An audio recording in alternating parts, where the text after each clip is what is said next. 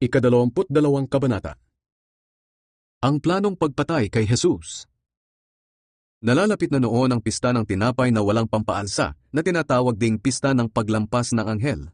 Ang mga namamahalang pari at ang mga tagapagturo ng kautusan ay naghahanap ng paraan upang maipapatay si Jesus nang hindi magkakagulo dahil natatakot sila sa mga tao. Nakipagkasundo si Judas sa mga kaaway ni Jesus. Pumasok si Satanas kay Judas na tinatawag na Iscariote. Isa siya sa 12 tagasunod ni Jesus.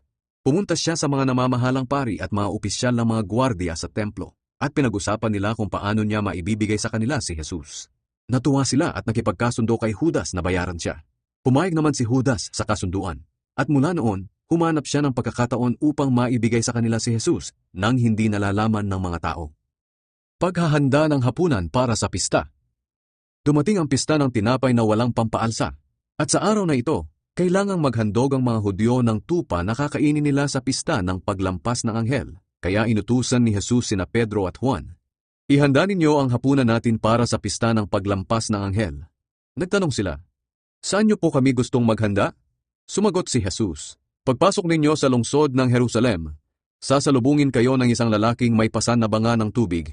Sundan ninyo siya sa bahay na papasukan niya, at sabihin ninyo sa may-ari ng bahay, ipinapatanong ng guro kung saan ang kwartong kakainan niya ng hapunan na kasama ang mga tagasunod niya upang ipagdiwang ang pista ng paglampas ng anghel. Isasama niya kayo sa itaas at ituturo sa inyo ang isang malaking kwarto na kumpleto ang kagamitan. Doon kayo maghanda ng hapunan natin. Lumakad sila at nakita nga nila ang lahat ayon sa sinabi ni Jesus sa kanila at inihanda nila roon ang hapunan para sa pista. Huling hapunan ni Jesus. Pagdating ng oras ng hapunan, kumain si Jesus at ang kanyang mga apostol.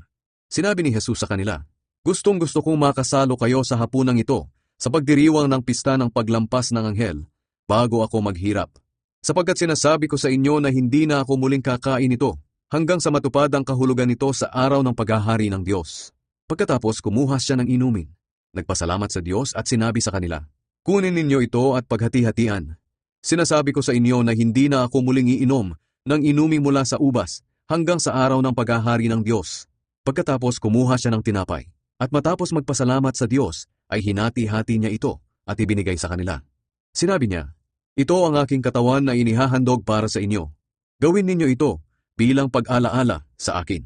Pagkatapos nilang kumain, ganoon din ang ginawa niya sa inumin. Kinuha niya ito at nagpasalamat sa Diyos at sinabi, ang inuming ito ang bagong kasunduan na pinagtibay ng dugo kong mabubuhos ng dahil sa inyo. Ngunit makinig kayo, kasalo ko sa mesang ito ang taong magtatraidor sa akin. Sapagkat ayon sa itinalaga ng Diyos, ako na anak ng tao ay papatayin. Ngunit nakakaawa ang taong magtatraidor sa akin. Nagtanungan sa isa't isa ang mga tagasunod niya kung sino kaya sa kanila ang gagawa noon. Ang pagtatalo tungkol sa kadakilaan. Nagtalo-talo ang mga tagasunod ni Jesus kung sino sa kanila ang pinakadakila. Kaya sinabi sa kanila ni Jesus, sa mundong ito ang mga hari ay pinapanginoon ng mga nasasakupan nila, at ang mga may kapangyarihan ay gustong tawagin na tagatulong ng mga tao. Ngunit hindi kayo dapat maging ganoon. Ang mas mataas ay dapat magpakababa, at ang pinuno ay dapat maging tulad ng isang tagapaglingkod. Sapagkat, sino ba ang mas mataas? Ang pinaglilingkuran o ang naglilingkod? Siyempre ang pinaglilingkuran. Ngunit naglilingkod ako sa inyo, kahit na ako ang Panginoon ninyo. Kayo ang nanatiling kasama ko sa mga pagsubok na dinaranas ko. Kaya kung paanong binigyan ako ng aking ama ng kapangyarihang maghari, kayo rin ay bibigyan ko ng ganoong kapangyarihan. Makakasalo ko kayo sa aking mesa sa aking kaharian, at uupo kayo sa mga trono upang mamahala sa 12 lahi ng Israel. Sinabi ni Jesus na ikakaila siya ni Pedro. Sinabi ni Jesus kay Pedro, Simon, makinig kang mabuti. Humingi ng pahintulot si Satanas sa Diyos na subukin niya kayong lahat, tulad ng pag-aalis ng ipa sa mga trigo. Ngunit nanalangin ako para sa inyo, na huwag manghina ang inyong pananampalataya. At kapag nagbalik loob ka na, palalakasin mo ang pananampalataya ng iyong mga kapatid. Sumagot si Simon, Panginoon, handa po akong mabilanggo o mamatay na kasama ninyo. Pero sinabi sa kanya ni Jesus, Pedro, tandaan mo, bago tumilaok ang manok ngayong gabi, 3 beses mong ikakaila na kilala mo ako. Sa panahon ng kahirapan. Pagkatapos sinabi ni Jesus sa mga tagasunod niya, noong suguin ko kayo ng walang dalang pitaka, bag o sandalyas, kinulang ba kayo? Sumagot sila, hindi po. Ngunit ngayon, sabi ni Jesus, Kung may pitaka o bag kayo, dalhin ninyo. At kung wala kayong espada, ipagbili ninyo ang damit ninyo at bumili kayo ng espada. Sapagkat sinasabi ko sa inyo na kailangang matupad ang sinasabing ito ng kasulatan tungkol sa akin. Itinuring siyang isang kriminal, at natutupad na ito ngayon. Sinabi ng mga tagasunod niya, Panginoon, may 2 po kaming espada. Tama na iyan, sagot niya. Nanalangin si Jesus sa bundok ng mga Olibo. Lumabas si Jesus sa Jerusalem at gaya ng nakaugalian niya, pumunta siya sa bundok ng mga Olibo. Sumama rin ang mga tagasunod niya. Pagdating nila roon, sinabi niya sa kanila, Manalangin kayo upang hindi kayo madaig ng tukso. Iniwan niya ang mga tagasunod niya at lumayo ng kaunti. Pagkatapos, lumuhod siya at nanalangin, Ama, kung maaari ay ilayon niyo sana sa akin ang mga paghihirap na darating. Ngunit hindi ang kalooban ko ang masunod, kundi ang kalooban ninyo. Nagpakita sa kanya ang isang anghel mula sa langit at pinalakas siya. Dahil sa paghihirap ng kanyang kalooban, lalo siyang nanalangin ng taimtim at ang mga pawis niya ay parang dugo na tumutulo sa lupa. Pagkatapos, tumayo siya at binalikan ng mga tagasunod niya, pero nadatnan niya silang natutulog dahil napagod sila sa matinding paghihinagpis.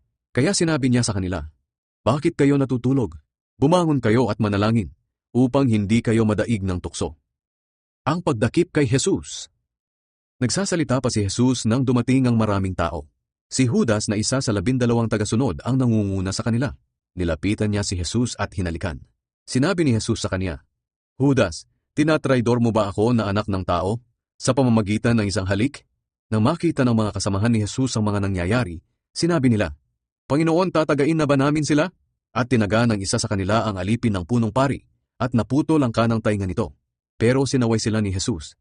Tama na iyan. Hinipon niya ang tainga ng alipin at pinagaling ito. Pagkatapos kinausap ni Jesus ang mga namamahalang pari, mga opisyal ng mga gwardya sa templo, at ang mga pinuno ng mga Hudyo na naroon upang dakpin siya. Isa ba akong tulisan? Bakit kailangan pa ninyong magdala ng mga espada at mga pamalo upang dakpin ako? Araw-araw akong nasa templo at naroon din kayo. Bakit hindi niyo ako dinakip? Ngunit ito na ang pagkakataong ibinigay sa inyo upang dakpin ako. At sa sandaling ito ay nag-ahari ang kadiliman. Ipinagkaila ni Pedro na kilala niya si Jesus. Dinakip nila si Jesus at dinala sa bahay ng punong pari. Sumunod naman si Pedro pero nasa malayo siya. Nagsiga sa gitna ng bakuran ang mga naroon at naupo sila sa paligid ng siga para magpainit. Nakiupo rin si Pedro sa kanila. Nakita siya ng isang utosang babae sa tabi ng siga at tiningnang mabuti. Sinabi ng babae, Kasamahan din ni Jesus ang lalaking ito. Pero itinanggi ito ni Pedro. Babae, hindi ko siya kilala. Maya-maya may nakakita na naman sa kanya at nagsabi, Kasamahan ka rin nila, di ba? Aba, hindi, sagot ni Pedro. Pagkalipas ng isang oras, iginiit naman ng isa. Totoong kasamahan din ni Jesus ang taong ito dahil taga Galilea rin siya. Pero sumagot si Pedro, Hindi ko alam kung anong pinagsasabi mo. At habang nagsasalita pa siya, ay tumilaok ang manok. Lumingon ang Panginoon at tiningnan si Pedro. Naalala ni Pedro ang sinabi ng Panginoon, Bago tumilaok ang manok ngayong gabi, 3 beses mong ikakaila na kilala mo ako. Kaya lumabas si Pedro at humagulgol. Kinutya at binugbog si Jesus. Samantala, kinutya at binugbog si Jesus ng mga nagbabantay sa kanya. Piniringan nila siya at sinuntok at tinanong, Hulaan mo, sino ang sumuntok sa iyo? At marami pa silang sinabing masama laban sa kanya. Dinala si Jesus sa korte ng mga Hudyo.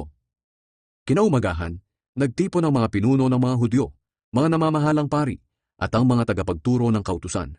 Iniharap nila si Jesus sa kanilang korte. Sinabi nila, Sabihin mo sa amin, ikaw ba ang Kristo? Sumagot si Jesus, Kung sasabihin ko sa inyo, hindi naman kayo maniniwala. At kung tatanungin ko kayo, hindi naman kayo sasagot. Ngunit mula ngayon, ako na anak ng tao ay uupo na sa kanan ng makapangyarihang Diyos. Kung ganoon, ikaw nga ang anak ng Diyos. Sabi nila. Sumagot si Jesus, Kayo na rin ang nagsabi na ako nga. Kaya sinabi nila, Narinig na natin ang sinabi niya. Ano pang ebidensya ang kailangan natin?